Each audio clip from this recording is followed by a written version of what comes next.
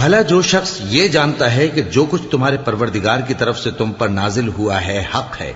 وہ اس شخص کی طرح ہے جو اندھا ہے، اور سمجھتے تو وہی ہیں جو عقل مند ہیں، جو اللہ کے عہد کو پورا کرتے ہیں اور قول و قرار کو نہیں توڑتے، اور جن رشتوں کے جوڑے رکھنے کا اللہ نے حکم دیا ان کو جوڑے رکھتے اور اپنے پروردگار سے ڈرتے رہتے اور برے حساب سے خوف رکھتے ہیں، اور جو اپنے پروردگار کی خوشنودی حاصل کرنے کے لیے مصائب پر صبر کرتے ہیں اور نماز پڑھتے ہیں، اور جو مال ہم نے ان کو دیا ہے اس میں سے پوشیدہ اور ظاہر خرچ کرتے ہیں اور نیکی سے برائی کو دور کرتے ہیں، یہی لوگ ہیں جن کے لیے عاقبت کا گھر ہے، یعنی ہمیشہ رہنے کے باغات جن میں وہ داخل ہوں گے،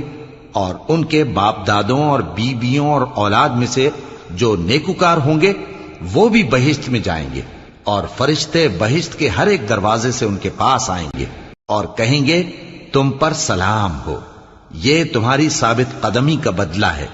اور عاقبت کا گھر خوب گھر ہے، اور جو لوگ اللہ سے پختہ عہد کر کے اس کو توڑ ڈالتے اور جن رشتوں کے جوڑے رکھنے کا اللہ نے حکم دیا ہے ان کو قطع کر دیتے اور ملک میں فساد کرتے ہیں، ایسوں پر لعنت ہے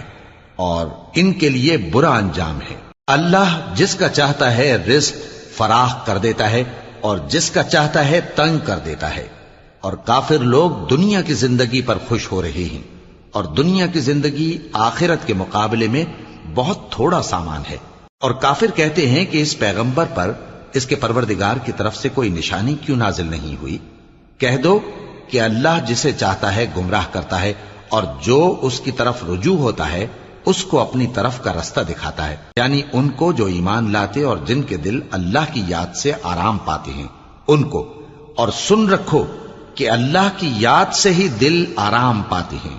جو لوگ ایمان لائے اور عمل نیک کیے ان کے لیے خوشحالی اور عمدہ ٹھکانہ ہے۔ جس طرح ہم پہلے پیغمبر بھیجتے رہے ہیں اسی طرح اے نبی ہم نے تم کو اس امت میں جس سے پہلے بہت سی امتیں گزر چکی ہیں بھیجا ہے،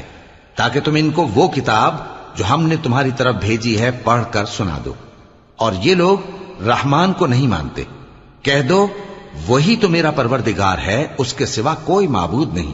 میں اسی پر بھروسہ رکھتا ہوں اور اسی کی طرف رجوع کرتا ہوں۔